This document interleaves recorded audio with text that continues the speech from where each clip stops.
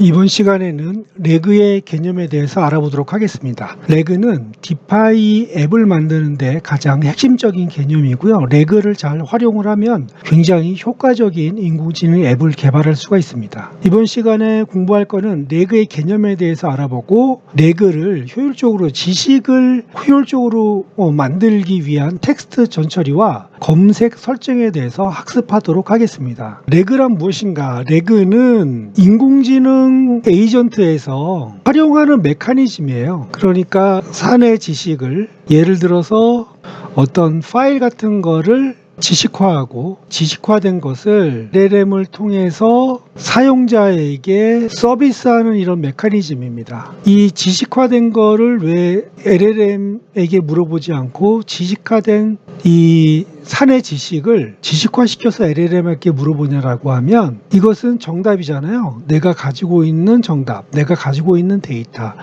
내가 가지고 있는 데이터를 기반으로 해서 LLM이 어떤 분석 보고서를 만들어주면 창작이 아닌 사실 기반으로 보고서를 만드는 게 되겠죠. 그래서 레그를 잘 구축하는 거, 레그를 사용하기 위한 지식 DB를 잘 구축하는 게 굉장히 중요합니다. 레그 활용 플로우는 앞에서 한번 살펴봤는데 다시 한번 살펴보겠습니다. 우리가 회사 규정을 LLM에게 물어봅니다. 그 전에 우리가 이 회사 규정을 DB화해서 벡터 DB에 넣어 놓습니다. 우리가 디파이에서 파일을 지식화 시켜 놓으면 내부적으로는 벡터 DB에 저장이 되죠. 먼저 회사 규정을 사전에 벡터 DB화해서 지식으로 만들어 놓고요. 관련된 레그 중심의 서비스를 구축해 놓은 겁니다. 사전에. 그래서 우리가 사용을 할 때 LLM한테 회사 육아휴직 관련된 규정을 물어보면 LLM은 인베딩 모델로 만들어요. 우리의 질문을 인베딩 모델, 즉 의미 있는 숫자로 변환해서 벡터 DB에게 질문을 하는 거죠. 이 내용을 이렇게 만들어서 벡터 DB에 질문을 하면 벡터 DB는 관련된 청크, 지식의 덩어리를 검색해서 제랭크 모델에게 주면 제랭크 모델은 유사도 순서대로 지정된 개수만큼 뽑아서 LLM에게 전달을 해줍니다. 그러면 LLM은 이 지식의 덩어리에서 답변할 것을 찾아서 최종적으로 답변을 해주게 되는 거죠. 이게 바로 레그 활용 플로우입니다. 레그를 활용하기 위해서 첫 번째 해야 될 거는 뭐다? 지식 DB를 만드는 겁니다. 두 번째는 지식 DB를 활용한 에이전트를 만드는 거죠. 이게 채팅 플로우가 될 수도 있고 워크 플로우가 될 수도 있습니다. 자, 이렇게 만들어 놓으면 우리가 이것을 사용을 하는 겁니다. 이게 바로 레그 기반의 인공지능 앱이죠. 자, 레그 시스템의 핵심 구성 요소. 자, LLM 우리가 사용을 했고요. 그 다음에 인베딩 모델. 이거는 우리가 내부적으로 우리가 설정을 한 번만 해놓습니다. 설정을 한 번만 해놓으면 얘가 우리의 질문도 숫자로 바꿔주고 지식화할 때도 이 데이터들을 숫자로 바꿔줍니다. 그리고 벡터 데이터베이스. 지식이 최종적으로 저장되는 장소죠. 어떻게 숫자로 변해서 그래서 우리의 질문을 벡터 데이터베이스에서 검색도 하고 지식도 벡터 데이터베이스에 저장도 해놓고 이 저장소죠. 한마디로 엑셀 파일의 역할을 합니다. 제랭크 모델은 지식을 검색해서 순위를 매겨주는 거예요. 그게 바로 제랭크 모델입니다. 자, 시스템 동작 방식 다시 한번 볼게요. 사용자가 질문을 하면 사용자 질문을 숫자로 바꿔주는 게 인베딩이죠. 숫자로 바꿔주면 벡터 검색을 합니다. 벡터 DB에 뭐가 들어가 있어요? 지식이 들어가 있죠. 지식이 숫자로 변해서 들어가 있는데 사용자가 질문하면 질문을 던지죠. 뭘로 변환해서 던져? 숫자로 변환해서 우리가 질문을 던지면 여기서 검색을 해서 이렇게 검색 결과를 리턴해 주죠. 청크, 제랭크 및 선별은 이렇게 우리한테 결과를 반환해 줄 때 청크 단위로 반환해 줍니다. 청크는 지식의 덩어리인데 의미적 연관 관계가 있는 덩어리로 반환해 주는데 선별은 어떻게 하냐?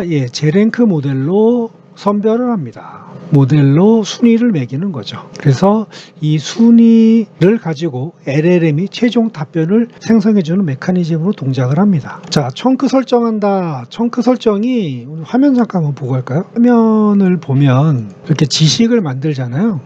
파일 가져오기 하면 여기에서 이런 이제 파일을 이렇게 가지고 와요. 그리고 여기서 다음 버튼 누르잖아요. 여기 보면 이 청크 설정이라는 게 있어요. 청크 설정이 있고 인베딩 모델은 이 오픈 AI에서 만든 이 인베딩 모델을 사용을 합니다. 이 인베딩 모델이 숫자로 바꿔주는 거예요. 의미 있는 숫자로. 검색 설정을 할 때 제랭크 모델은 이거를 우리가 설정을 해서 사용하고 있는 거죠. 상위 K는 이 순서대로 3개를 갖고 온다는 거고 점수 인계값은 0.5 이상의 어떤 그 청크만 가지고 온다는 얘기입니다. 이 화면에서 설정할 수 있는 거고 이 화면에 좀 구체적으로 보면 이 내용이 되겠죠. 청크는 무슨 얘기냐면 이제 우리가 파일을 이렇게 올려요. PDF 파일을 올려요. 지식으로 만들기 위해서 올리면 이게 너무 크잖아요. 그러니까 이거를 의미 있는 단위로 나눠서 저장을 합니다. 그러면 조금 더 효율적으로 검색을 할 수 있으니까 문서 전체에서 검색하는 것보다 이런 청크 단위로 나눠서 검색을 하면 조금 더 효율적으로 검색을 할 수가 있습니다. 그래서 데이터를 청크 단위로 분할을 합니다. 자, 그런데 분할 기준이 있어요.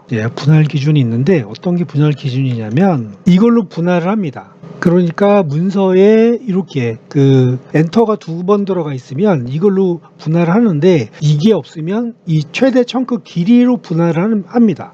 그래서 최대 청크 길이로 분할을 하고 최대 청크 길이로 분할이 되면 청크의 의미적 연결성을 주기 위해서 요만큼 중첩된 데이터를 청크가 가지고 있어요. 이게 바로 그 개념입니다. 여기 보면 식별자가 있는 경우는 우선 적용하고 식별자가 없는 경우는 청크의 길이만큼 적용하고 청크의 길이 1024의 길이로 잘렸으면 요 50개의 단어만큼 중첩해서 데이터를 보유하고 있습니다. 화면을 한번 보면 이렇게 청크가 분할이 되면 이렇게 중복된 걸 갖고 있는 거죠. 50개의 단어만큼 중복되어 있는 갖고 있는 거고 테이블은 이렇게 데이터를 인식을 합니다. 자, 이번에는 검색인데 벡터 검색은 3가지 종류가 있어요. 벡터 검색이 있고 뒤에 나머지 2개가 나옵니다. 벡터 검색은 텍스트의 의미적 유사성을 기반으로 검색을 합니다. 그래서 의미적 유사성이 제일 높으면 1이 되고요. 낮을수록 점수가 조금 줄어들죠. 그래서 이 설정은 점수 인계값, 의미적 유사성 점수가 0.5 이상인 것만 추출하는 거고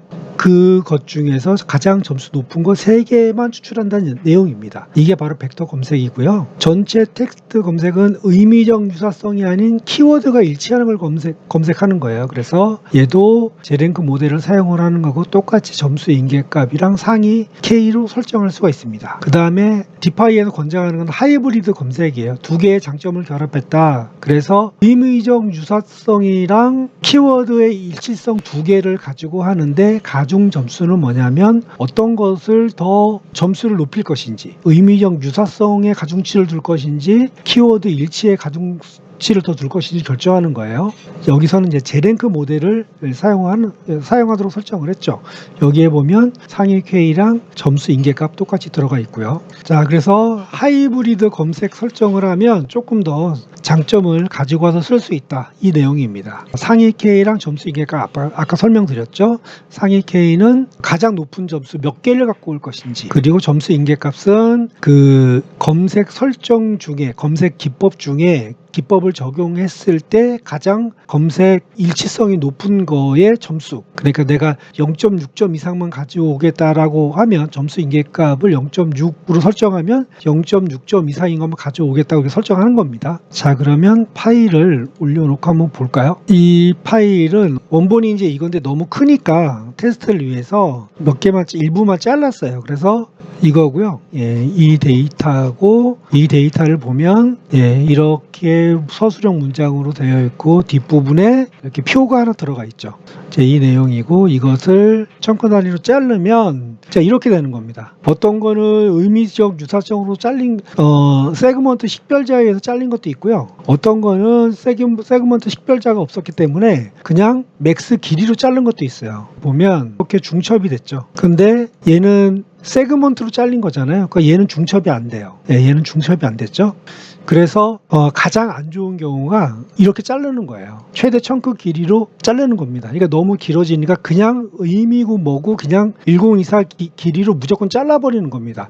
그럼 얘는 의미적인 청크가 아니까 데이터 덩어리가 아니니까 중첩을 시켜서 의미의 연결성을 주는 거예요. 그래서 얘는 요렇게 의미적 연결성을 준 거예요. 그래서 우리가 가장 효율적으로 그 파일을 지식화하려면 세그먼트 식별자를 의미적 유사성 있게 중간에 삽입을 해주는 게 제일 좋아요. 자, 우리가 이번 시간에는 어떻게 지식을 설정하는지를 한번 살펴봤고요. 그러니까 레그가 어떻게 동작하는지 먼저 살펴봤고, 그 다음에 레그 시스템을 구축하기 위해서 가장 첫 번째 단계인 지식을 어떻게 만드는지, 그리고 검색을 어떻게 만드는지 살펴봤는데, 다음 시간에 살펴볼 거는 효율적으로 청크를 만드는 거, 그러니까 그 데이터의 덩어리를 만드는 거를 한번 살펴보도록 하겠습니다.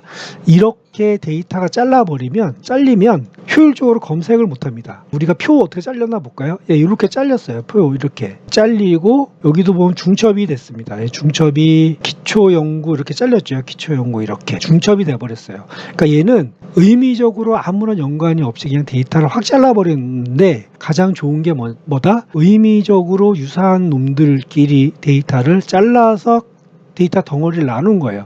이렇게 자르면 좋겠죠. 이렇게 데이터를 이렇게 자르면 좋을 겁니다. 요거 하나 이렇게 자르면 좋잖아요. 그런데 우리가 그냥 파일을 그냥 업로드 해버리면 그냥 여기 보면 식별자 이렇게 들어가 있으면 세그먼트 식별자가 있으면 얘 기준으로 자르고, 아니면 그냥 길이로 그냥 막 잘라버리는 겁니다. 그래서 효율적인 지식을 어떻게 만드는지 다음 시간에 한번 살펴보도록 하겠습니다. 이번 시간에도 수고하셨습니다.